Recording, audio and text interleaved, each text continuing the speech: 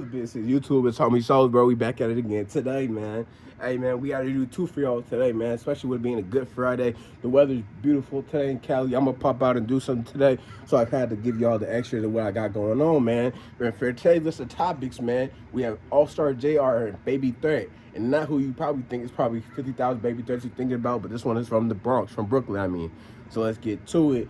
Updates on AllStar JR. So AllStar JR, of course, we know, was charged with shooting Ben 10 and possibly paralyzing them, bruh.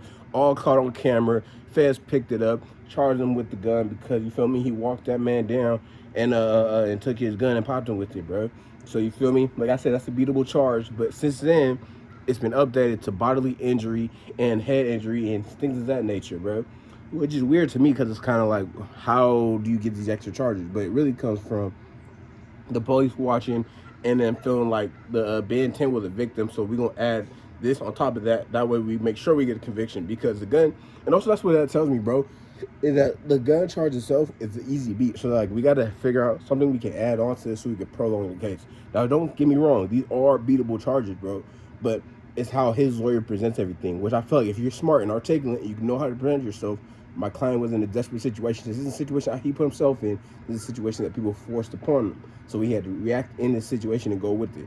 But the fact that he was charged with these extra bodily injuries and stuff like that is lets me know that they're really trying to get this man and really trying to make an example out of him, bro. And it's like, for what though? For defending himself, bro. And a lot of people like have their own opinions and thoughts on the situation, but it's like, understand there's a legal way and a street way of going about things that people tend to forget. You might have the street mindset thinking like this is street justice, and the law doesn't look at things that way. The law does not look at street justice as a validation. The law looks at the law as regular people, not you dudes in the street. Streets and the law are two different worlds. They only go hand in hand because you doing these things in the streets lead you into the law. You know what I'm saying? But yeah, man.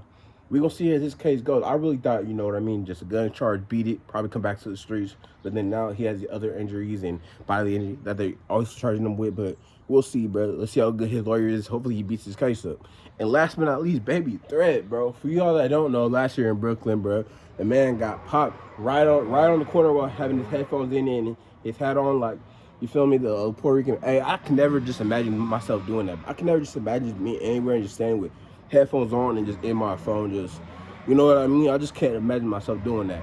But the man that did got popped, that did that 2 days before that, he ended up fighting a girl and a couple of her homies, bro, and he ended up putting the hands on her. They said that her and her friends tried to steal from the store, but whatever. But what comes with her case is this, bro, is that this case happened a year ago. It happened last summer. And then now, Baby Threat, the woman, she's a rapper. Go check out her music and stuff like that. I listen to her. She has that nice female voice that I like, you know what I mean? But also the thing is, when it comes to her, is that now they release pictures and images. And when you kind of look at the pictures and images, you start thinking about things, you know what I mean?